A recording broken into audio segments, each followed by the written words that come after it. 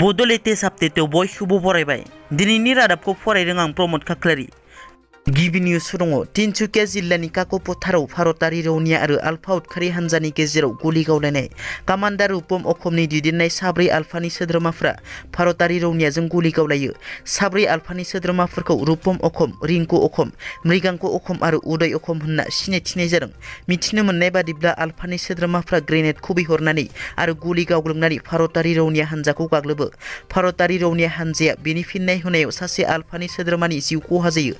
जिउ खहा जानाय आलफानि सोद्रोमानि सिनायथिखौ भारतारि रौनिया हान्जाया दासिमबो फोरमायनाय जायाखै। बेजों लोगोसेनो रिंकु अखम मुंनि सासे आलफानि सोद्रोमाया गुलि नांजानानै गोब्राबै जखम जायो। क'क्राझार जिल्लानि गसाइगावआव सासे बर' सुबुंनि गोथै सह बोखांदों।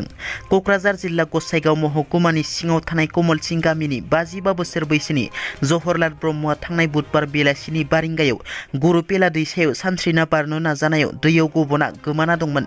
नखरनि सुबुंफोरा जहरलाल ब्रह्मखौ नागिरना मोनैलाय फरागुरि पुलिस आउटपस्टआव खौरां हरनायनि उनाव पुलिस बिफान आरो SDRF बिफाना नागिरना गुरुपेला दैसायाव दिनै सानजौफुनि 11 रिंगायाव जहरलाल ब्रह्मनि गोथै सहखौ बोखांनो हायो। बर' हारिनि गेजेराव गिबि सासेल' नायल' जाल' कमार्शियेल पाइलट। क'क्राझार जिल्लानि सिङाव थानाय आफ्लागाव नायगाव बाताबारिनि थागिबि बिफा ब्रजेन्द्र नार्जारि आरो बिमा तुनुजा नार्जारिनि फिसाज्ला थुलुंगा नार्जारिया pilot and simulator training school Manila फिलिपिन्सनिफ्राय गावनि पाइलट लाइसेन्स ट्रेनिंखौ आबुं खालामनो हाबाय।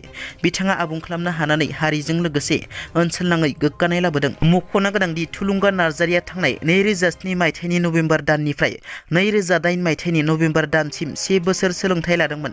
रायखांनो गोनांदि फिलिपिन्सआव बिरनाय ट्रेनिं लानाय समनि बुब्लियाव बै समनि BTCनि गाहाय हाग्रामा महिलारि बिथाङा 1 लाख रां आरो लेङाइ गाहाय खाम्फा बरगयारि बिथाङा $1,100 अनसुंथाइ आरो BTC सोलोंथाइ बिफाननिफ्राय 1 लाख रां गावनि ट्रेनिं लानायखौ थुलुंगाथाय होनाय जादों होनना थुलुंगा नार्जारि बिथाङा बुंदों। बिरनाय ट्रेनिं लानाय समनि बुब्लियाव रांखान्थि हेफाजाब होनायनि थाखाय बिथांमोननिसिम साबायखर बावदों थुलुंगा नार्जारि बिथाङा। बर'नि इउटुबारफोरखौ सांग्रां जानो खावलायदों BTRनि EM रनजित बसुमतारी बिथाङा। दिनै BTRनि गाहाय प्रमद बर' EM रनजित बसुमतारी बिथांमोना चिरां जिल्लानि माख्रा दैमानि दैनि दाहारजों खहा जानांनायखौ खौरां लाहैनायजों लोगोसे हालाय हाफाय जानांनाय सुबुंफोरजों सावरायलायदों आरो हारिनि थैजों सोमोन्दो गैयै माखासे बर'नि इउटुबारफोरा गावनि व्यक्तिगत सार्थखौ जाफुंहोग्रा जानला मानला मेसेज होलाबायनानै रायजो राजाफोरखौ गोनो गोथो खालामनायनिफ्राय सांग्रां जानो खावलायो EM रनजित बसुमतारी बिथाङा। हारिनि थाखाय मावनो नागिरदोंब्ला आरो हारिनि मावनायजों लोगोसे गावनि उदैनि सोमोन्दो दङब्ला मोजाङै मावथों, नङाबा हारिया खहा जायो, नाथाय सांग्रां जानाया मोजां होननाबो बुंथिबावो बिथाङा। दिनैनि रादाबा एसेनोसै।